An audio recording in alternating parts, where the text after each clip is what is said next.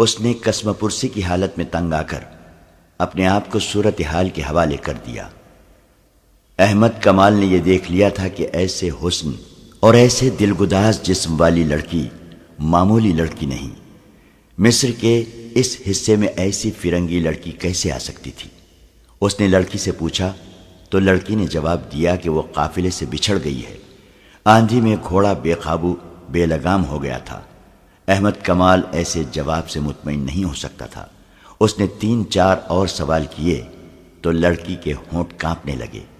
احمد کمال نے کہا، اگر تم یہ کہتی کہ تم اغوا کی ہوئی لڑکی ہو اور آندھی نے تمہیں چھڑا دیا ہے تو شاید میں مان جاتا، تمہیں جھوٹ بولنا نہیں آتا۔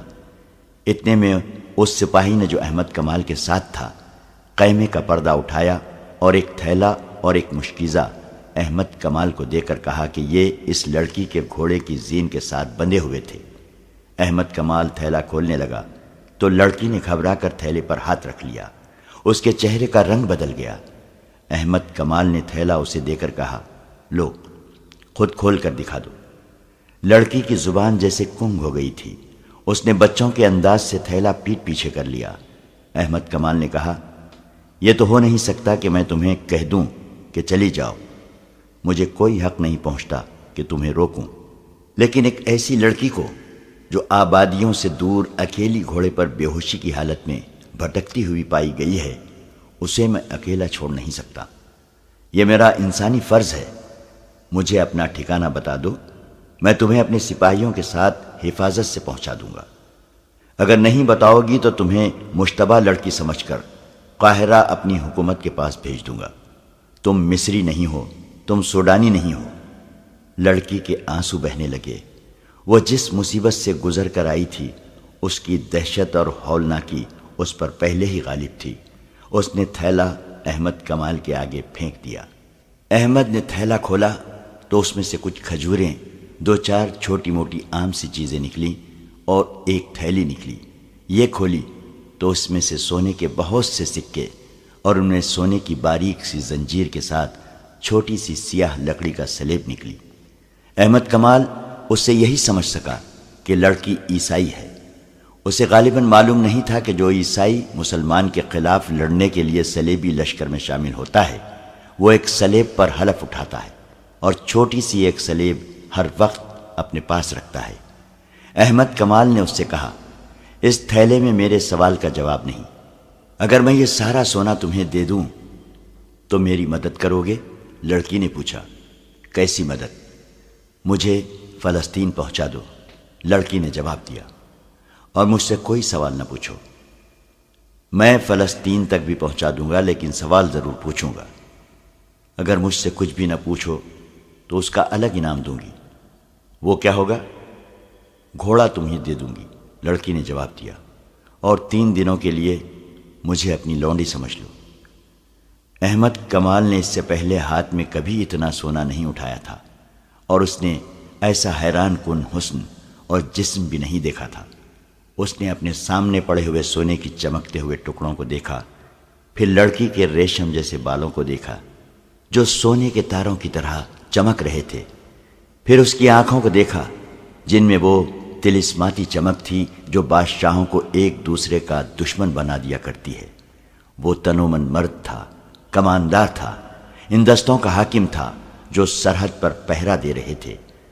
اسے روکنے، پوچھنے اور پکڑنے والا کوئی نہ تھا، مگر اس نے سکے تھیلی میں ڈالے، سلیب بھی تھیلی میں رکھی اور تھیلی لڑکی کی گود میں رکھ دی۔ کیوں؟ لڑکی نے پوچھا۔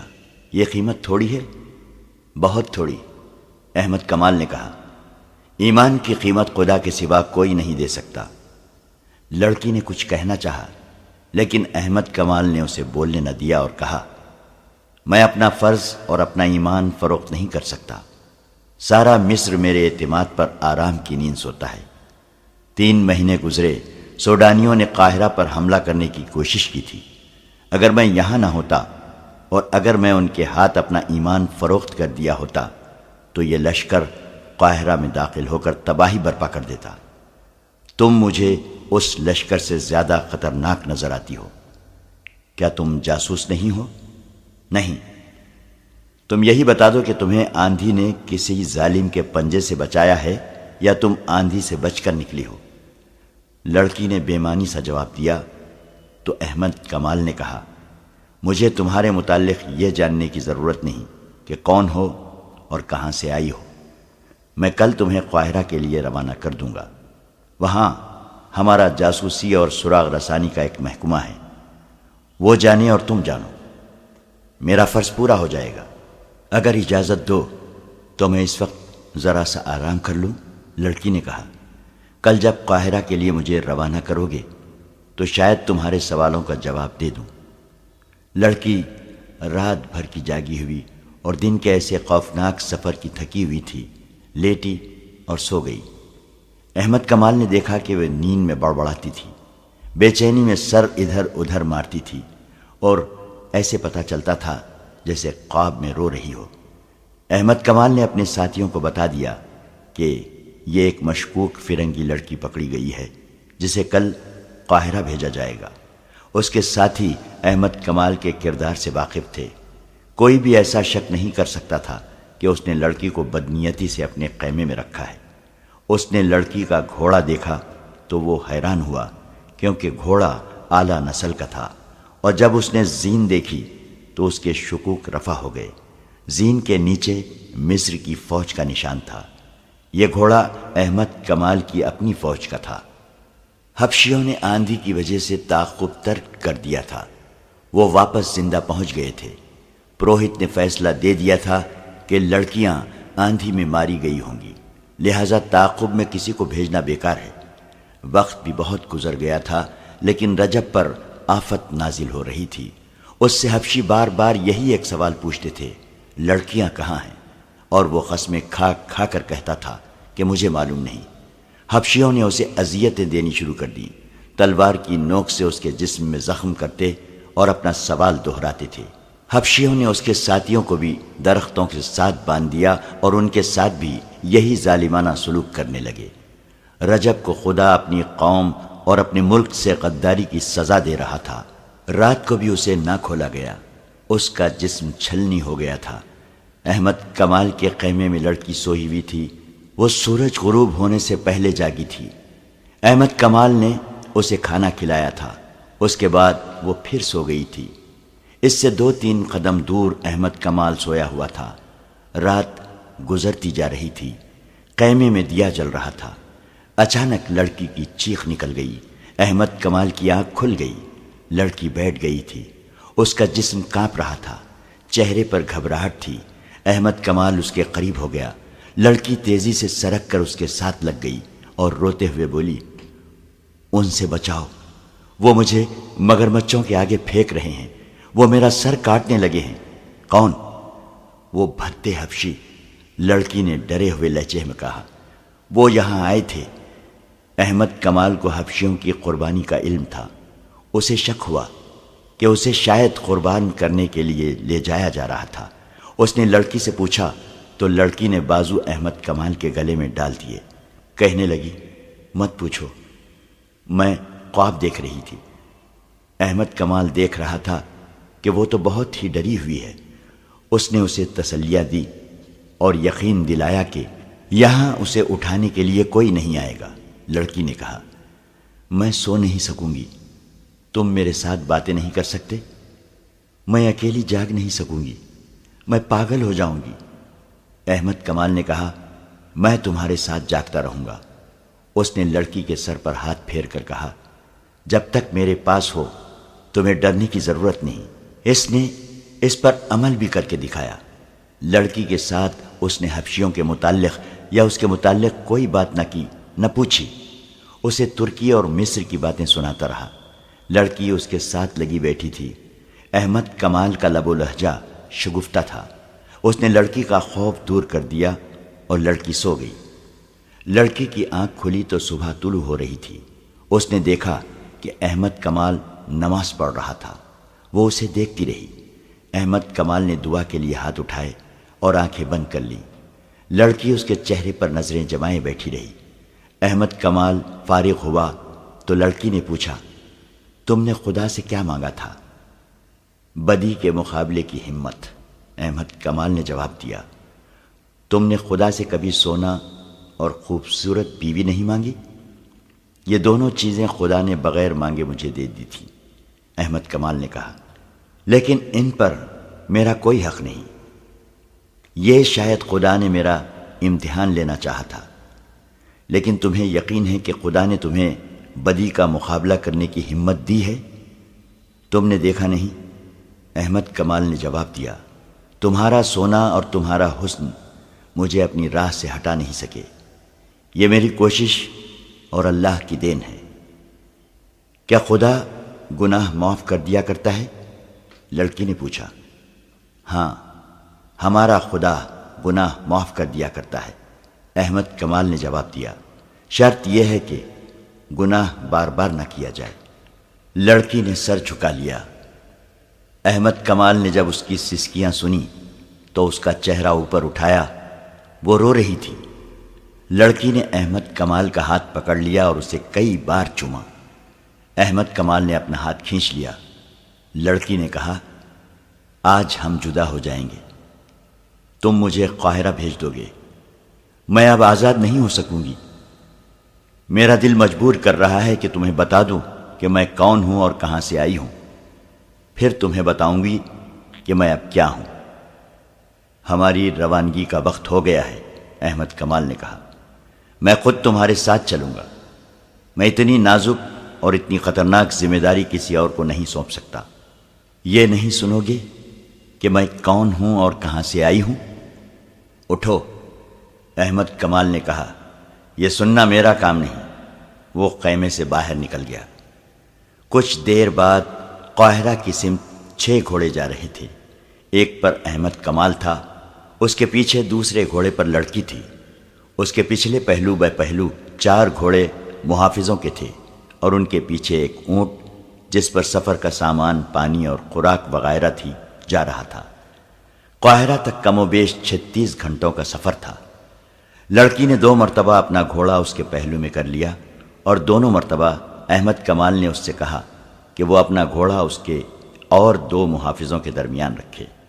اس کے سوا اس نے لڑکی کے ساتھ کوئی اور بات نہ کی۔ سورج غروب ہونے کے بعد احمد کمال نے قافلے کو روک لیا اور پڑاؤ کا حکم دیا۔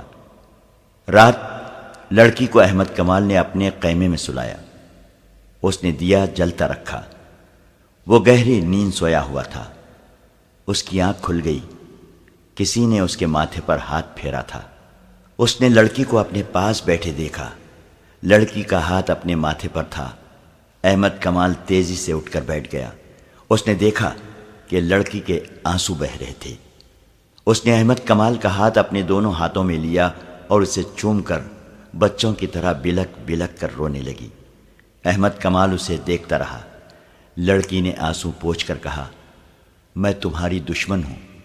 تمہارے ملک میں جاسوسی کے لیے اور تمہارے بڑے بڑے حاکموں کو آپس میں ٹکرانے کے لیے اور صلاح الدین ایوبی کے قتل کا انتظام کرنے کے لیے فلسطین سے آئی ہوں، لیکن اب میرے دل سے دشمنی نکل گئی ہے۔ کیوں؟ احمد کمال نے کہا، تم بزدل لڑکی ہو، اپنی قوم سے غداری کر رہی ہو۔ سولی پر کھڑے ہو کر بھی کہو کہ میں صلیب پر قربان ہو رہی ہوں۔ اس کی وجہ سن لو، اس نے کہا، تم پہلے مرد ہو جس نے میرے حسن اور میری جوانی کو قابل نفرت چیز سمجھ کر ٹھکرایا ہے، ورنہ کیا اپنے اور کیا بیگانے مجھے کھلونا سمجھتے رہے۔ میں نے بھی اپنی زندگی کا مقصد سمجھا کہ مردوں کے ساتھ کھیلو، دھوکے دو اور عیش کرو۔ میری تربیت ہی اسی مقصد کے تحت ہوئی تھی، جسے تم لوگ بے حیائی کہتے ہو۔ وہ میرے لیے ایک فن ہے، ایک ہتھیار ہے۔ مجھے نہیں معلوم کہ مذہب کیا ہے اور خدا کے احکام کیا ہیں۔ صرف صلیب ہے جس کے متعلق مجھے بچپن میں ذہن نشین کرایا گیا تھا کہ یہ خدا کی دی ہوئی نشانی ہے، اور یہ عیسائیت کی عظمت کی علامت ہے، اور یہ کہ ساری دنیا پر حکمرانی کا حق صرف صلیب کے پجاریوں کو حاصل ہے، اور یہ کہ مسلمان صلیب کے دشمن ہیں۔ انہیں اگر زندہ رہنا ہے تو صلیبیوں کے قدموں میں رہ کر زندہ رہیں۔ میں انہی چند باتوں کو اپنی مذہب کی بنیادی اصول سمجھتی رہی۔ مجھے مسلمانوں کی جڑیں کاٹنے کی تربیت دی گئی۔ تو اسے بھی مذہبی فریضہ کہا گیا۔ کیا تم اپنے ایک سالار رجب کو جانتے ہو؟ لڑکی نے پوچھا۔ وہ خلیفہ کے محافظ دستوں کا سالار ہے، احمد نے کہا۔ وہ بھی سوڈانیوں کے حملے والی سازش میں شامل تھا۔ اب کہاں ہے؟ معلوم نہیں، احمد کمال نے کہا۔ مجھے صرف یہ حکم ملا ہے کہ رجب فوج سے بھگوڑا ہو گیا ہے، جہاں کہیں نظر آئے اسے پکڑو، اور بھاگے تو تیر مارو اور اسے ختم کر دو۔ میں بتاؤں وہ کہاں ہے؟ لڑکی نے کہا۔ وہ سوڈان میں حبشیوں کے پاس ہے، وہاں ایک خوشنما جگہ ہے، وہاں حبشی لڑکیوں کو دیوتا کے آگے قربان کرتے ہیں۔ جب وہاں ہے، میں جانتی ہوں وہ فوج کا بھگوڑا ہے۔ ہم 3 لڑکیاں اس کے ساتھ فلسطین سے آئی تھیں، باقی 2 کہاں ہیں؟ لڑکی نے آہ بھری اور کہا، وہ مر گئی ہیں، انہی کی موت نے مجھے بدل ڈالا ہے۔ لڑکی نے احمد کمال کو ایک لمبی کہانی کی طرح سنایا کہ وہ کس طرح فلسطین سے رجب کے ساتھ آئی تھی، کس طرح حبشیوں نے ان میں سے 2 لڑکیوں کو دیوتا کے نام پر ذبح کرنا چاہا۔ رجب انہیں بچا نہ سکا، کس طرح وہ وہاں سے بھاگی، اور راستے میں 2 لڑکیاں کس طرح آندھی میں ماری گئی۔ اس نے کہا، میں اپنے آپ کو شہزادی سمجھتی تھی، میں نے بادشاہوں کے دلوں پر حکمرانی کی ہے۔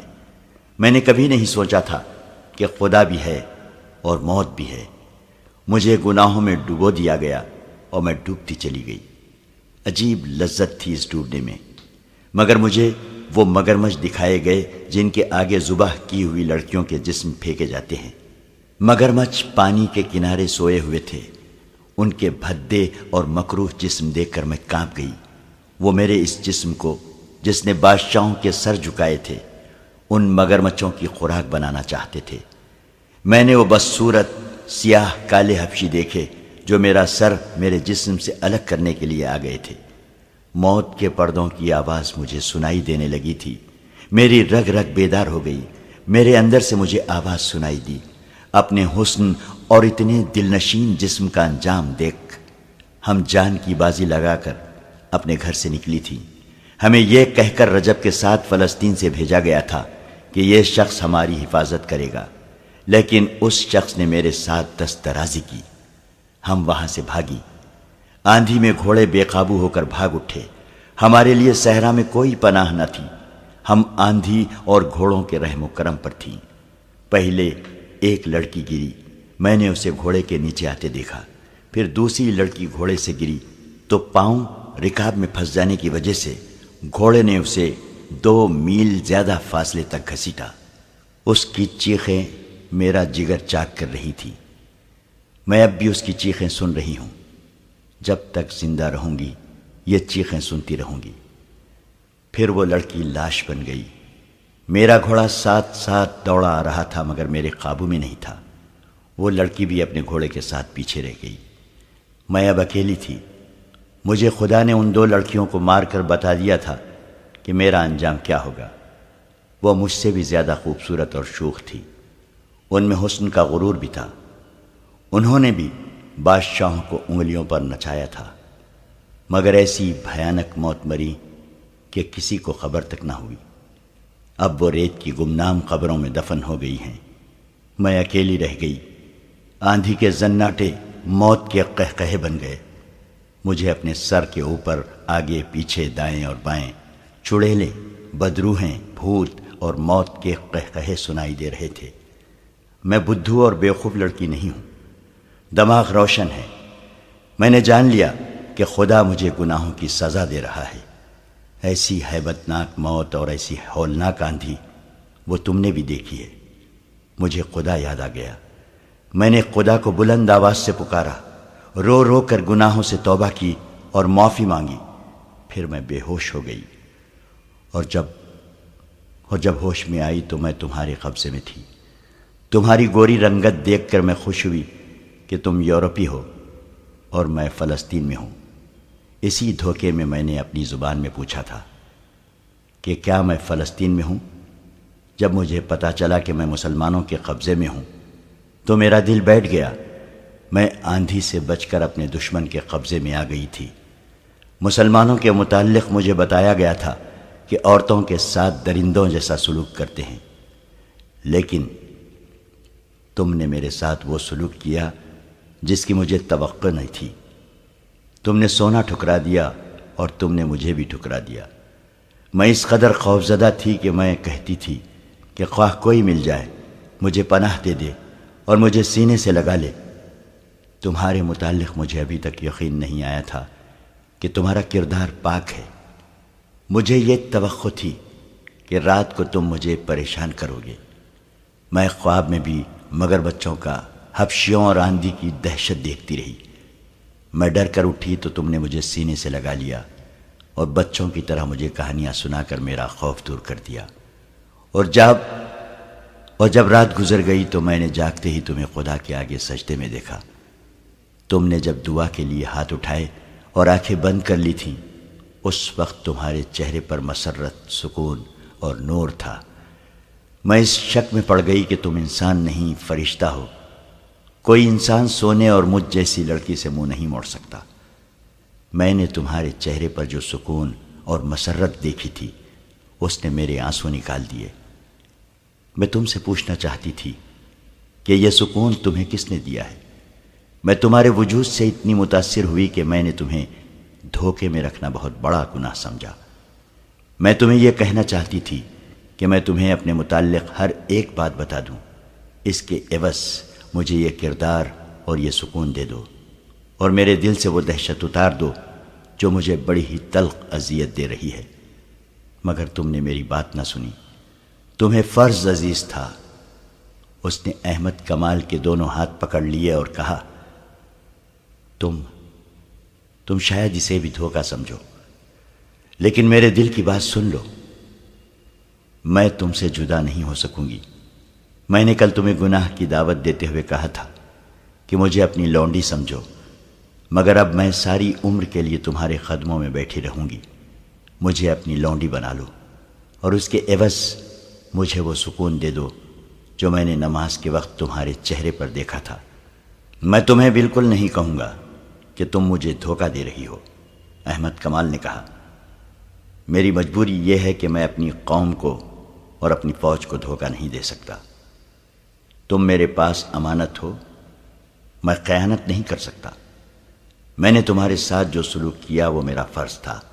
یہ فرض اس وقت ختم ہوگا جب میں تمہیں متعلقہ محکمے کے حوالے کر دوں گا، اور وہ مجھے حکم دے گا کہ احمد کمال تم واپس چلے جاؤ۔ وہ اسے دھوکہ نہیں دے رہی تھی۔ اس نے روتے ہوئے کہا، تمہارے حاکم جب مجھے سزائے موت دیں گے تو تم میرا ہاتھ پکڑے رکھنا۔ اب یہی ایک خواہش ہے، میں تمہیں ایسی بات نہیں کہوں گی کہ مجھے فلسطین پہنچا دو۔ میں تمہارے فرض کے راستے میں رکاوٹ نہیں بنوں گی۔ مجھے صرف اتنا کہہ دو کہ میں نے تمہارا پیار قبول کر لیا ہے۔ میں تمہیں یہ بھی نہیں کہوں گی کہ مجھے اپنی بیوی بنا لو، کیونکہ میں ایک ناپاک لڑکی ہوں۔ مجھے تربیت دینے والوں نے پتھر بنا دیا تھا۔ میں یہ بھی سمجھتی تھی کہ میرے اندر انسانی جذبات نہیں رہے، لیکن خدا نے مجھے بڑے ہی پرہول طریقے سے سمجھا دیا کہ انسان پتھر نہیں بن سکتا، اور وہ ایک نہ ایک دن مجبور ہو کر کسی سے پوچھتا ہے کہ سیدھا راستہ کون سا ہے۔ رات گزرتی جا رہی تھی اور وہ دونوں باتیں کرتے رہے۔ احمد کمال نے اس سے پوچھا، تم جیسی لڑکیوں کو ہمارے ملک میں بھیج کر ان سے کیا کام لیا جاتا ہے؟ بہت سے کام کرائے جاتے ہیں، لڑکی نے جواب دیا۔ بعض کو مسلمان عمرہ کے حرموں میں مسلمان کے روپ میں داخل کر دیا جاتا ہے، جہاں وہ تربیت کے مطابق عمرہ اور وزراء پر غالب آ جاتی ہیں۔ ان سے صلیبیوں کی پسند کے افراد کو عہدے دلاتی ہیں۔ جو حاکم صلیبیوں کے خلاف ہو اس کے خلاف کارروائیاں کراتی ہیں۔ مسلمان لڑکیاں اتنی چالاک نہیں ہوتی، انہیں اپنی خوبصورتی پر ناز ہوتا ہے۔ وہ حرموں کے لیے منتخب تو ہو جاتی ہیں، لیکن ایک عیسائی یا یہودی لڑکی انہیں بیکار کر کے اپنا غلام بنا لیتی ہے۔ اس وقت تک اسلامی حکومت کے امیروں اور وزیروں اور قلعہ داروں کی آدھی تعداد کے فیصلے میری قوم کے حق میں ہوتے ہیں۔ لڑکیوں کا ایک گروہ اور بھی ہے۔ یہ لڑکیاں اسلامی نام سے مسلمانوں کی بیویاں بن جاتی ہیں۔ ان کا کام یہ ہے کہ اچھے درجے کے مسلمان گھرانوں کی لڑکیوں کے دماغ اور کردار خراب کرتی ہیں۔ ان کے لڑکوں کو بدی کے راستے پر ڈالتی ہیں اور شریف گھرانوں کی لڑکیاں اور لڑکوں کے معاشقے کراتی ہیں۔ مجھ جیسی سلیبی لڑکیاں چوری چھپے تمہارے ایسے حاکموں کے پاس آتی ہیں جو ہمارے ہاتھ میں کھیل رہے ہوتے ہیں۔ ان حاکموں کو سونے کے سکوں کی صورت میں معاوضہ ملتا رہتا ہے۔ وہ مجھ جیسی لڑکیوں کو حفاظت میں ایسے طریقے سے رکھتے ہیں جن سے ان پر ذرا سا شک بھی نہیں ہوتا۔ یہ لڑکیاں اعلیٰ درجے کے حاکموں کے درمیان رقابت اور غلط فہمیاں پیدا کرتی اور صلاح الدین ایوبی اور نور الدین زنگی کے خلاف ناپسندیدگی پیدا کرتی ہیں۔ مجھے 2 لڑکیوں کے ساتھ اسی کام کے لیے رجب کے حوالے کیا گیا تھا۔ وہ اسے صلیبیوں کی درپردہ کارروائیوں اور مسلمانوں کی ایمان فروشی کی تفصیل سناتی رہی۔ احمد کمال سنتا رہا۔ دوسرے دن سورج غروب ہونے سے بہت پہلے یہ قافلہ قاہرہ پہنچ گیا۔ احمد کمال علی بن سفیان کے پاس گیا اور اسے لڑکی کے متعلق تمام تر رپورٹ دے کر لڑکی اس کے حوالے کر دی۔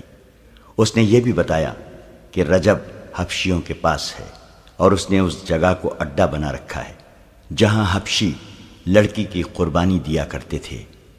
احمد کمال نے یہ بھی کہا کہ اگر اسے حکم دیا جائے تو وہ رجب کو زندہ یا مردہ وہاں سے لا سکتا ہے۔ علی بن سفیان نے ایسا حکم نہ دیا کیونکہ اس مقصد کے لیے اس کے پاس تربیت یافتہ فوجی تھے۔ احمد کمال نے وہ طریقہ بتا دیا جس سے رجب تک پہنچا جا سکتا تھا۔ اس نے یہ طریقہ لڑکی کی سنائی ہوئی باتوں کے مطابق سوچا تھا۔ علی بن سفیان پہلے ہی ایک پارٹی سوڈان بھیج چکا تھا۔ اس نے لڑکی سے تفتیش کرنے سے پہلے 4 نہایت ذہین کماندار بلائے اور انہیں احمد کمال کے حوالے کر کے حکم دیا کہ اس کے مطابق وہ سوڈان فوراً چلے جائیں اور رجب کو لانے کی کوشش کریں۔ اس نے احمد کمال کو واپسی سے پہلے آرام کے لیے بھیج دیا اور لڑکی کو اپنے پاس بلا لیا۔ لڑکی سے اس نے پہلا سوال کیا تو لڑکی نے جواب دیا کہ احمد کمال میرے سامنے بیٹھا رہے گا تو جو پوچھو گے بتا دوں گی، ورنہ زبان نہیں کھولوں گی، خواہ جلاد کے حوالے کر دو۔ علی بن سفیان نے احمد کمال کو بلا کر اس کے سامنے بٹھا دیا۔ لڑکی نے مسکرا کر بولنا شروع کر دیا۔ اس نے کچھ بھی نہ چھپایا اور آخر میں کہا، مجھے سزا دینی ہے تو میری ایک آخری خواہش پوری کر دو۔ میں احمد کمال کے ہاتھ سے مرنا چاہتی ہوں۔ اس نے تفصیل سے سنا دیا کہ وہ احمد کمال کی مرید کیوں بن گئی ہے۔ علی بن سفیان نے لڑکی کو قید میں ڈالنے کی بجائے احمد کمال کی تحویل میں رہنے دیا اور سلطان ایوبی کے پاس چلا گیا۔ اسے لڑکی کا سارا بیان سنایا۔ اس نے کہا، آپ کا معتمد فیض الفاطمی ہمارا دشمن ہے، لڑکیوں کو اس کے پاس آنا تھا۔ سلطان ایوبی کا فوری رد عمل یہ تھا، وہ جھوٹ بکتی ہے، تمہیں گمراہ کر رہی ہے۔ فیض الفاطمی ایسا حاکم نہیں۔ امیر محترم، آپ بھول گئے ہیں کہ وہ فاطمی ہیں۔ علی بن سفیان نے کہا، آپ شاید یہ بھی بھول گئے ہیں کہ فاطمی اور فدائیوں کا گہرا رشتہ ہے، یہ لوگ آپ کے وفادار ہو ہی نہیں سکتے۔ سلطان ایوبی گہری سوچ میں کھو گیا۔ وہ غالباً سوچ رہا تھا کہ کس پر بھروسہ کرے۔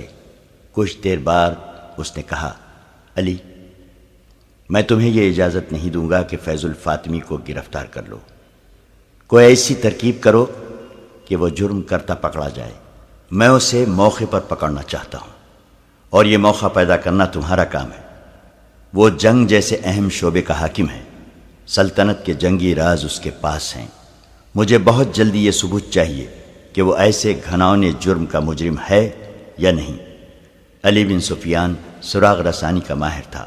خدا نے اسے دماغ ہی ایسا دیا تھا کہ اس نے ایک ترکیب سوچ لی اور سلطان ایوبی سے کہا، لڑکی جن مراحل سے گزر کر آئی ہے ان کی دہشت نے اس کا دماغ معوف کر دیا ہے اور وہ احمد کمال کے لیے جذباتی ہو گئی ہے، کیونکہ اس شخص نے اسے دہشت سے بچایا اور ایسا سلوک کیا کہ لڑکی اس کے بغیر بات ہی نہیں کرتی۔ مجھے امید ہے کہ میں اسی لڑکی کو استعمال کر سکوں گا۔ کوشش کر دیکھو، سلطان ایوبی نے کہا، لیکن یاد رکھو، میں واضح ثبوت اور شہادت کے بغیر تمہیں اجازت نہیں دوں گا کہ فیض الفاطمی کو گرفتار کر لو۔ مجھے ابھی تک یقین نہیں آ رہا ہے کہ وہ بھی دشمن کے ہاتھوں میں کھیل رہا ہے۔ علی بن سفیان لڑکی کے پاس گیا اور اسے اپنا مدعا بتایا۔ لڑکی نے کہا احمد کمال کہے تو میں آگ میں بھی کود جاؤں گی۔ احمد کمال نے اس سے کہا جیسے یہ کہتے ہیں ویسے کر دو، ان کی بات سمجھ لو۔ اس کا مجھے کیا انعام ملے گا؟ لڑکی نے پوچھا۔ تمہیں پوری حفاظت سے فلسطین کے قلعے شوبک میں پہنچا دیا جائے گا۔ علی بن سفیان نے کہا اور یہاں تمہیں پوری عزت سے رکھا جائے گا۔ نہیں، لڑکی نے کہا یہ انعام بہت تھوڑا ہے، مجھے منہ مانگا انعام دو، میں اسلام قبول کر لوں گی اور احمد کمال میرے ساتھ شادی کر لے۔ احمد کمال نے صاف انکار کر دیا۔ علی بن سفیان اسے باہر لے گیا۔ احمد کمال نے کہا کہ یہ بے شک اسلام قبول کر لے، لیکن میں اسے پھر بھی اسلام کا دشمن سمجھوں گا۔ علی بن سفیان نے اس سے کہا ملک اور قوم کی سلامتی کی خاطر تمہیں یہ قربانی دینی ہوگی۔ احمد کمال مان گیا۔ اس نے اندر جا کر لڑکی سے کہا میں چونکہ تمہیں ابھی تک بے اعتبار لڑکی سمجھ رہا ہوں، اس لیے شادی سے انکار کیا ہے۔ اگر تم ثابت کر دو کہ تمہارے دل میں میرے مذہب کے لیے قربانی کا جذبہ ہے تو میں تمام عمر تمہارا غلام رہوں گا۔ لڑکی نے علی بن سفیان سے کہا کہو مجھے کیا کرنا ہے، میں یہ بھی دیکھ لوں گی کہ مسلمان اپنے وعدے کے کتنے پکے ہوتے ہیں۔ میری ایک شرط یہ بھی ہے کہ احمد کمال میرے ساتھ رہے گا۔ علی بن سفیان نے اس کی یہ شرط بھی مان لی اور اپنے ایک اہلکار کو بلا کر احمد کمال اور لڑکی کے لیے رہائش کے انتظام کا حکم دے دیا۔ اس نے دروازہ بند کر لیا اور لڑکی کو احمد کمال کی موجودگی میں بتانے لگا کہ اسے کیا کرنا ہے۔ تیسرے دن علی بن سفیان کے بھیجے ہوئے آدمی حبشیوں کی اس مقدس جگہ پہنچ گئے جہاں سے لڑکیاں بھاگی تھیں اور جہاں رجب حبشیوں کا قیدی تھا۔ یہ 6 آدمی تھے اور سب اونٹوں پر سوار تھے۔ انہوں نے بھیس نہیں بدلا تھا، وہ مصری فوج کے لباس میں تھے۔ ان کے پاس برچھیاں، تیر کمان اور تلواریں تھیں۔ انہیں احمد کمال نے لڑکیوں کی رویداد سنا دی تھی۔ اس کے مطابق علی بن سفیان نے سارا طریقہ کار سمجھا دیا تھا۔ وہ پہاڑی خطے کے اندر گئے جسے پہاڑیوں نے قلعہ بنا رکھا تھا۔ ایک برچھی نہ جانے کہاں سے آئی اور ان کے سامنے زمین میں گڑ گئی۔ اس کا مطلب یہ تھا کہ رک جاؤ، تم گھیرے میں ہو۔ وہ رک گئے۔ حبشی پروہت سامنے آیا، اس کے ساتھ 3 حبشی تھے جن کے پاس برچھیاں تھیں۔ حبشی نے انہیں خبردار کیا کہ وہ اس کے چھپے ہوئے تیر اندازوں کی زد میں ہیں۔ اگر انہوں نے کوئی غلط حرکت کی تو ان میں سے کوئی بھی زندہ نہیں رہے گا۔ سب نے اپنے ہتھیار حبشیوں کے آگے پھینک دیے اور اونٹوں سے اتر آئے۔ ان کے قائد نے حبشی پروہت سے ہاتھ ملا کر کہا ہم تمہارے دوست ہیں، محبت لے کے آئے ہیں، تمہاری محبت بھی لے جائیں گے۔ کیا تم نے تینوں لڑکیوں کی قربانی دے دی ہے؟ ہم نے کسی لڑکی کی قربانی نہیں دی، پروہت نے غصے سے جواب دیا۔ تم کیوں پوچھتے ہو؟ ہم مصری فوج کے باغی ہیں، جماعت کے قائد نے جواب دیا۔ ہم تمہاری اس فوج کے سپاہی ہیں جو مسلمانوں سے تمہارے دیوتا کی توہین کا انتقام لے گی۔ ہمیں تمہارے آدمیوں نے بتایا تھا کہ انہیں شکست اس لیے ہوئی ہے کہ لڑکی کی قربانی نہیں دی جا سکی۔ ہم رجب کے ساتھ تھے، ہم نے اس سے کہا تھا کہ ہم 3 فرنگی لڑکیاں اغوا کر کے لائیں گے اور ایک کی بجائے 3 لڑکیاں قربان کریں گے اور دیوتا کے مگرمچھوں کو کھلائیں گے۔ ہم بڑی دور سے 3 لڑکیاں ورغلا کر اور بہت سے لالچ دے کر لے آئے تھے اور رجب کے حوالے کر دی تھی، وہ انہیں یہاں لے آیا تھا۔ ہم یہ دیکھنے آئے ہیں کہ لڑکیوں کی قربانی دی جا چکی ہے یا نہیں۔ حبشی پروہت دھوکے میں آ گیا۔ اس نے کہا رجب نے ہمارے ساتھ کمینگی کی ہے، وہ لڑکیاں لے تو آیا ہے مگر اس کی نیت خراب ہو گئی تھی۔ اس نے لڑکیوں کو یہاں سے بھگا دیا، لیکن ہم نے انہیں نہیں بھاگنے دیا، اسے پوری سزا دے دی ہے۔ لڑکیاں ہمارے ہاتھ سے نکل گئی ہیں۔ کیا تم 2 لڑکیوں کا بندوبست کر سکتے ہو؟ دیوتاؤں کا قہر سخت ہوتا جا رہا ہے۔ ہم ضرور بندوبست کریں گے، قائد نے کہا۔ تھوڑے دنوں تک ہم 2 لڑکیاں لے آئیں گے، ہمیں رجب کے پاس لے چلو، ہم اس سے پوچھیں گے کہ لڑکیاں کہاں ہیں۔ حبشی پروہت سب کو اپنے ساتھ لے گیا۔ ایک جگہ مٹی کا ایک چوڑا اور گول برتن رکھا تھا جو ایسے ہی ایک برتن سے ڈھکا ہوا تھا۔ پروہت نے اوپر والا برتن اٹھا کر نیچے والے برتن میں ہاتھ ڈالا۔ جب اس نے ہاتھ باہر نکالا تو اس کے ہاتھ میں رجب کا سر تھا۔ چہرے کا ہر ایک نقش بالکل صحیح اور سلامت تھا۔ آنکھیں ادھ کھلی تھی، منہ بند تھا۔ یہ سر اور چہرہ گردن سے کٹ کر جسم سے الگ کیا گیا تھا۔ اس سے پانی ٹپک رہا تھا۔ یہ کوئی دوا تھی جس میں حبشیوں نے سر ڈالا ہوا تھا تاکہ خراب نہ ہو۔ پروہت نے کہا، اس کا جسم مگرمچھوں کو کھلا دیا گیا ہے۔ اس کے ساتھیوں کو ہم نے زندہ جھیل میں پھینک دیا تھا۔ مگرمچھ بھوکے تھے۔ اگر ہمیں یہ سر دے دو تو ہم اپنے تمام ساتھیوں کو دکھائیں گے۔ ایک نے کہا، اور انہیں بتائیں گے کہ جو انگوک کے دیوتا کی توہین کرے گا اس کا انجام یہ ہوگا۔ تم اس شرط پر لے جا سکتے ہو کہ کل سورج غروب ہونے سے پہلے واپس لے آؤ گے۔ پروہت نے کہا، یہ انگوک کے دیوتا کی ملکیت ہے، اگر واپس نہیں لاؤ گے تو تمہارا سر جسم سے جدا ہو جائے گا۔ تیسرے روز رجب کا سر سلطان صلاح الدین ایوبی کے قدموں میں پڑا تھا، اور سلطان ایوبی گہری سوچ میں کھویا ہوا تھا۔ اسی رات کا واقعہ ہے۔ احمد کمال اور لڑکی اس مکان کے برآمدے میں سوئے ہوئے تھے جو انہیں رہائش کے لیے دیا گیا تھا۔ اس مکان میں رہتے ہوئے انہیں 6 روز گزر گئے تھے۔ اس دوران لڑکی احمد کمال سے کہتی رہی تھی کہ وہ فوراً مسلمان ہونے کو تیار ہے اور احمد کمال اس کے ساتھ شادی کر لے، لیکن احمد کمال یہی ایک جواب دیتا تھا، پہلے فرض پورا کریں گے۔ لڑکی نے 2-3 بار اس خدشے کا بھی اظہار کیا تھا کہ اس کے ساتھ دھوکہ ہوگا۔ احمد کمال اسے ابھی ایک ہاتھ دور ہی رکھنے کی کوشش کر رہا تھا۔ اس دوران لڑکی کے دل سے دہشت اتر گئی تھی اور اب وہ ہوش مندی سے سوچنے کے قابل ہو گئی تھی۔ اس رات وہ اور احمد برآمدے میں سوئے ہوئے تھے۔ باہر ایک سپاہی پہرے پر کھڑا تھا۔ آدھی رات سے کچھ دیر پہلے پہرے دار مکان کے ارد گرد گھومنے کے لیے آہستہ آہستہ چلا تو کسی نے پیچھے سے اس کی گردن بازو میں جکڑ لی۔ فوراً بعد اس کے منہ پر کپڑا باندھ دیا گیا۔ ہاتھ اور پاؤں بھی رسیوں میں جکڑ دیے گئے۔ وہ 4 آدمی تھے۔ مکان کا دروازہ اندر سے بند تھا۔ ایک آدمی دیوار سے پیٹ لگا کر کھڑا ہو گیا، دوسرا اس کے کندھے پر چڑھ کر دیوار پھلانگ گیا۔ اندر سے اس نے دروازہ کھول دیا۔ باقی 3 آدمی بھی اندر چلے گئے۔ ایک جو سب سے زیادہ قوی ہیکل تھا، اس نے لڑکی کے منہ پر کپڑا باندھ دیا۔ لڑکی کے جاگنے تک اس نے لڑکی کو دبوچ لیا اور اٹھا کر کندھے پر ڈال لیا۔ 3 آدمیوں نے احمد کمال کو رسیوں سے جکڑ کر اور منہ پر کپڑا باندھ کر پلنگ پر ہی پڑا رہنے دیا۔ اسے مزاحمت کی مہلت ہی نہ ملی۔ باہر جا کر انہوں نے لڑکی پر کمبر ڈال دیا تاکہ کوئی دیکھ لے تو اسے پتہ نہ چل سکے کہ اس آدمی کے کندھوں پر لڑکی ہے۔ شہر سے 4-5 میل دور فرعونوں کے وقتوں کے ایک بہت ہی وسیع و عریض بھول بھلیوں جیسی عمارت کے کھنڈر تھے۔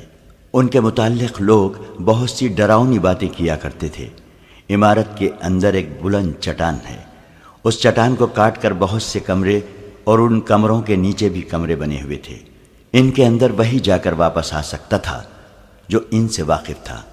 بہت مدت سے کسی نے ان کھنڈروں کے اندر جانے کی جرت نہ کی تھی۔ مشہور ہو گیا تھا کہ اندر جنوں اور بھوتوں کا بسیرا ہے۔ اندر سانپوں کا بسیرا تو ضروری ہی تھا۔ سانپوں کے ڈر سے کوئی اس کھنڈر کے قریب سے بھی نہیں گزرتا تھا۔ بڑی خوفناک کہانیاں سنائی جاتی تھیں۔ اس کے باوجود یہ 4 آدمی جو لڑکی کو اغوا کر کے لے گئے تھے ان کھنڈروں میں داخل ہو گئے، اور داخل بھی اس طرح ہوئے جیسے یہی ان کا گھر تھا۔ وہ غار نما کمروں، غلام گردشوں اور اندھیری گلیوں میں سے بغیر رکے گزرتے گئے۔ آگے مشلوں کی روشنی تھی۔ ان کے قدموں کی آہٹوں سے چمگاڈر اڑتے اور پھڑ پھڑاتے تھے۔ چپکلیاں اور رینگنے والی کئی چیزیں ادھر ادھر بھاگتی پھر رہی تھیں۔ اندر مکڑیوں کے جالے اور کائی بھی تھی۔ وہ چٹان میں بنے ہوئے ایک کمرے میں داخل ہو گئے۔ وہاں ایک آدمی مشل لیے کھڑا تھا جو ان کے آگے آگے چل پڑا۔ آگے سیڑھیاں تھیں جو نیچے اترتی تھیں۔ وہ سب نیچے اتر گئے اور ایک طرف مڑ کر ایک وسیع کمرے میں داخل ہو گئے۔ وہاں فرش پر بستر بچھا تھا۔ اس کے ساتھ بڑی خوشنما دری تھی۔ کمرہ سجا ہوا تھا۔ لڑکی کو بستر پر ڈال کر اس کے منہ سے کپڑا کھول دیا گیا۔ لڑکی غصے سے بولی، میرے ساتھ یہ سلوک کیوں کیا گیا ہے؟ میں مر جاؤں گی، کسی کو اپنے قریب نہیں آنے دوں گی۔ اگر تمہیں وہاں سے اٹھوا نہ لیا جاتا تو کل صبح تک تمہیں جلاد کے حوالے کر دیا جاتا۔ ایک آدمی نے کہا، میرا نام فیض الفاطمی ہے، تمہیں میرے پاس آنا تھا، باقی دو کہاں ہیں؟ تم اکیلی کیسے پکڑی گئی ہو؟ رجب کہاں ہے؟ لڑکی مطمئن ہو گئی اور بولی، میں خدا کا شکر بجا لاتی ہوں جس نے مجھے بڑی بڑی خوفناک مصیبتوں سے بچا لیا۔ میں منزل پر پہنچ گئی۔ اس نے فیض الفاطمی کو رجب، حبشیوں، آندھی، دو لڑکیوں کی موت اور احمد کمال کے ہتھے چڑھ جانے کی ساری رویداد سنا دی۔ فیض الفاطمی نے اسے تسلی دی اور ان 4 آدمیوں کو جو لڑکی کو اٹھا کر لائے تھے سونے کے 6 ٹکڑے دے دیے اور کہا، تم اب اپنی اپنی جگہ سنبھال لو، میں تھوڑی دیر بعد چلا جاؤں گا۔ یہ لڑکی 3-4 روز یہیں رہے گی، میں رات کو آیا کروں گا، باہر جب اس کی تلاش ختم ہو جائے گی تو اسے لے جاؤں گا۔ 4 آدمی چلے گئے اور کھنڈر کے چاروں طرف ایسی جگہوں پر بیٹھ گئے جہاں سے باہر نظر رکھی جا سکتی تھی۔ فیض الفاطمی کے ساتھ ایک ہی آدمی رہ گیا جو مصری فوج کا کماندار تھا۔ اندر فیض الفاطمی اپنی کامیابی پر بہت خوش تھا اور 2 لڑکیوں کی موت کا اسے غم بھی تھا۔ اسے رجب کے انجام کا بھی ابھی علم نہیں تھا۔ اس نے کہا، رجب کو وہاں سے نکالنا ضروری ہے۔ اس نے علی بن سفیان اور صلاح الدین ایوبی کے قتل کا کچھ انتظام کیا تھا جس کا مجھے ابھی علم نہیں کہ کیا تھا۔ اس نے غالباً فدائیوں سے معاملہ طے کیا ہے۔ یہ دونوں قتل اب بہت ضروری ہو گئے ہیں۔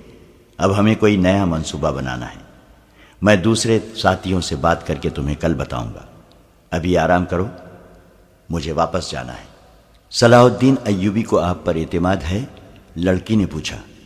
اتنا زیادہ کہ اپنی ذاتی باتوں میں بھی مجھ سے مشورہ لیتا ہے، فیض الفاطمی نے جواب دیا۔ مجھے پتا چلا ہے کہ اعلیٰ حکام میں صلاح الدین ایوبی کے وفاداروں کی تعداد بہت زیادہ ہے، لڑکی نے کہا، اور فوج بھی اس کی وفادار ہے۔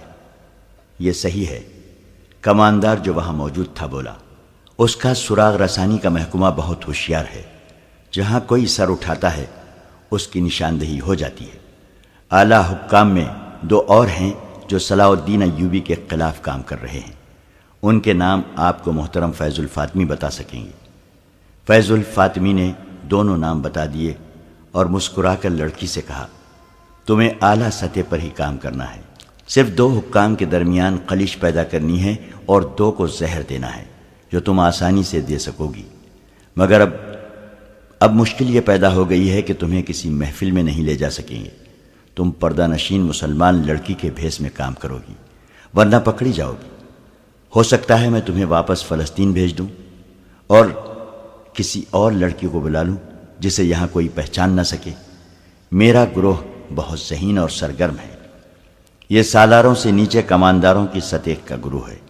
یہ 4 آدمی جو تمہیں اتنی دلیری سے اٹھا لائے ہیں اسی گروہ کے افراد ہیں۔ ہم نے ایوبی کی فوج میں بے اطمینانی پھیلانی شروع کر دی ہے۔ قوم اور فوج کو ایک دوسرے سے متنفر کرنا ضروری ہے۔ اس وقت صورتحال یہ ہے کہ شامی اور ترک فوجی مصری عوام میں اپنے اچھے سلوک، کردار اور لڑنے کے جذبے کی بدولت بہت مقبول ہیں اور عزت کی نگاہ سے دیکھے جاتے ہیں۔ سوڈانیوں کو شکست دے کر انہوں نے شہریوں کے دلوں میں عزت کا اضافہ کر لیا ہے۔ ہمیں فوج کی اس عزت کو مجروح کرنا ہے، سالاروں اور دیگر فوجی حکام کو رسوا کرنا ہے۔ اس کے بغیر ہم صلیبیوں اور سوڈانیوں کی کوئی مدد نہیں کر سکتے۔ باہر کا حملہ ناکام رہے گا، فوج اسے کامیاب نہیں ہونے دے گی، قوم فوج کا ساتھ دے گی۔ اگر اس وقت ایک طرف سے صلیبی اور دوسری طرف سے سوڈانی حملہ کر دیں تو قوم اور فوج مل کر قاہرہ کو ایسا قلعہ بنا دے گی جسے فتح کرنا ناممکن ہوگا۔ قاہرہ کو فتح کرنے کے لیے ہمیں زمین ہموار کرنی ہوگی، لوگوں کے ذہنوں میں وہم اور وسوسے اور نوجوانوں کے کردار میں جنس پرستی اور آوارگی پیدا کرنی ہوگی۔ مجھے بتایا گیا تھا کہ یہ کام 2 سال سے ہو رہا ہے، لڑکی نے کہا۔ خاصی کامیابی بھی ہوئی ہے، فیض الفاطمی نے کہا۔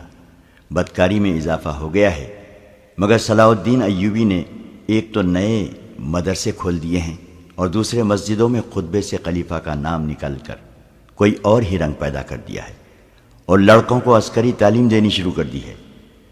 بات یہیں تک پہنچی تھی کہ ان 4 آدمیوں میں سے ایک آیا اور فیض الفاطمی سے کہا، ابھی باہر نہ جانا، کچھ گڑبڑ ہے۔ فیض الفاطمی گھبرایا، اس آدمی کے ساتھ باہر چلا گیا۔ ایک اونچی جگہ چھپ کر دیکھا، آدھی رات کے پورے چاند نے باہر کے ماحول کو روشن کر رکھا تھا۔ اس نے کہا، تم لوگوں نے بے احتیاطی کی ہے، یہ تو فوج معلوم ہوتی ہے، گھوڑے بھی ہیں، تم چاروں طرف سے دیکھو، میں کدھر سے نکل سکتا ہوں؟ میں دیکھ چکا ہوں۔ اس آدمی نے جواب دیا، یوں نظر آتا ہے جیسے ہم مکمل گھیرے میں ہیں، آپ وہیں چلے جائیں، مشعلیں بجھا دیں، وہاں سے نکلنے کی غلطی نہ کریں، وہاں تک کوئی نہیں پہنچ سکے گا۔ فیض الفاطمی کمانڈروں میں غائب ہو گیا اور یہ آدمی جو پہرا دے رہا تھا بلند جگہ سے اتر کر اندر کو جانے کی بجائے دیواروں کے ساتھ ساتھ چھپتا باہر نکل گیا۔ باہر کا یہ عالم تھا کہ 50 کے قریب پیادہ فوجی تھے اور 20-25 گھوڑ سوار تھے۔ انہوں نے سارے کھنڈر کو گھیرے میں لے لیا تھا۔ یہ پہرے دار ان تک گیا اور ایک فوجی سے پوچھا، علی بن سفیان کہاں ہیں؟ اسے بتایا گیا کہ وہ دوڑتا ہوا گیا۔ اس دستے کی کمان علی بن سفیان خود کر رہا تھا، اس کے ساتھ احمد کمال تھا۔ پہرے دار نے انہیں کہا، اندر کوئی ایسا خطرہ نہیں، آپ کے ساتھ 2 آدمی بھی کافی ہیں، میرے ساتھ آئیں۔ یہ پہرے دار ان 4 آدمیوں میں سے تھا جنہوں نے لڑکی کو اغوا کیا تھا۔ علی بن سفیان نے 2 مشعلیں روشن کرائیں، احمد کمال اور 4 عسکریوں کو ساتھ لیا اور 2 کے ہاتھوں میں مشعلیں دی۔ سب نے تلواریں نکال لی اور اس آدمی کے ساتھ کھنڈر میں داخل ہو گئے۔ انہوں نے دیکھا کہ کوئی آدمی کسی طرف سے آیا اور دوڑتا ہوا اندر کی طرف چلا گیا ہے۔ علی بن سفیان کے رہنما نے کہا، یہ ان کا آدمی ہے، وہ اندر والوں کو خبردار کرنے چلا گیا ہے، آپ تیز چلیں۔ وہ سب دوڑ پڑے۔ اگر یہ لوگ رہنما کے بغیر ہوتے تو ان بھول بھلیوں میں بھٹک جاتے یا ڈر کر وہاں سے بھاگ جاتے۔ رہنما کے ساتھ وہ بڑی اچھی رفتار سے جا رہے تھے۔ کسی طرف سے ایک اور آدمی دوڑتا آیا، اس کی انہیں یہ آواز سنائی دی، میں ادھر جا رہا ہوں، تیز چلو۔ یہ رہنما کا ساتھی تھا۔ وہ اس چٹانی کمرے میں پہنچ گئے جس سے سیڑھیاں نیچے اترتی تھیں۔ نیچے سے انہیں آوازیں سنائی دی، ہمارے ساتھ دھوکا ہوا ہے، یہ دونوں ان کے آدمی ہیں۔ پھر تلواریں ٹکرانے کی آوازیں سنائی دی اور یہ آواز بھی آئی، اسے بھی ختم کر دو، یہ گواہی نہ دے سکے۔ علی بن سفیان اور احمد کمال مشعل برداروں کے پیچھے دوڑتے پھلانگتے نیچے اترے۔ اس کمرے میں پہنچے تو وہاں خون بہہ رہا تھا۔ لڑکی پیٹ پر دونوں ہاتھ رکھے بیٹھی ہوئی تھی۔ فیض الفاطمی کے ساتھ جو کماندار تھا وہ اور ایک اور آدمی فیض الفاطمی اور ایک پہرے دار سے لڑ رہے تھے۔ علی بن سفیان نے فیض الفاطمی کو للکارا۔ فیض الفاطمی نے جب اپنے خلاف بہت سی تلواریں دیکھی تو اس نے تلوار پھینک دی۔ احمد کمال نے دوڑ کر لڑکی کو سنبھالا، اس کا پیٹ چاک ہو چکا تھا۔ احمد کمال نے فرش پر بچھے ہوئے بستر سے چادر اٹھا کر لڑکی کے پیٹ پر کس کر باندھ دی اور علی بن سفیان سے کہا، مجھے اجازت ہو تو اسے باہر لے جاؤں؟ علی بن سفیان نے اسے اجازت دے دی۔ احمد کمال نے لڑکی کو بازوؤں پر اٹھا لیا، وہ سخت تکلیف میں تھی، پھر بھی اس نے مسکرا کر احمد کمال سے کہا، میں نے اپنا فرض پورا کر دیا ہے، تمہارے مجرم پکڑوا دیے ہیں۔ فیض الفاطمی اور لڑکی کو اغوا کرنے والے 4 میں سے 2 آدمیوں کو گرفتار کر لیا گیا۔ باقی 2 آدمی اور ایک کماندار جو فیض الفاطمی کے ساتھ تھے علی بن سفیان کے آدمی تھے۔ یہ ایک ڈرامہ تھا جو فیض الفاطمی کو موقع پر گرفتار کرنے کے لیے کھیلا گیا تھا۔ لڑکی نے پورا تعاون کیا لیکن زخمی ہو گئی۔ یہ ڈرامہ اس طرح تیار کیا گیا تھا کہ لڑکی سے وہ خفیہ الفاظ معلوم کیے گئے جو اس کے گروہ کو ایک دوسرے کو پہچاننے کے لیے استعمال کرتے ہیں۔ لڑکی نے یہ بھی بتا دیا تھا کہ اسے فیض الفاطمی کے پاس جانا تھا۔ علی بن سفیان نے اپنے 3 ذہین جاسوس استعمال کیے جن میں ایک کماندار کے عہدے کا تھا۔ انہیں خفیہ الفاظ بتائے اور کہا کہ وہ فیض الفاطمی تک رسائی حاصل کریں اور اسے بتائیں کہ 3 میں سے ایک لڑکی یہاں آ گئی ہے لیکن وہ فلاں مکان میں قید ہے جہاں سے اسے نکالا جا سکتا ہے۔ انہیں یہ بھی بتایا گیا کہ وہ فیض الفاطمی کو رجب کا جھوٹا پیغام دیں کہ اس لڑکی کو بچاؤ اور اپنی کارروائیاں تیز کر دو۔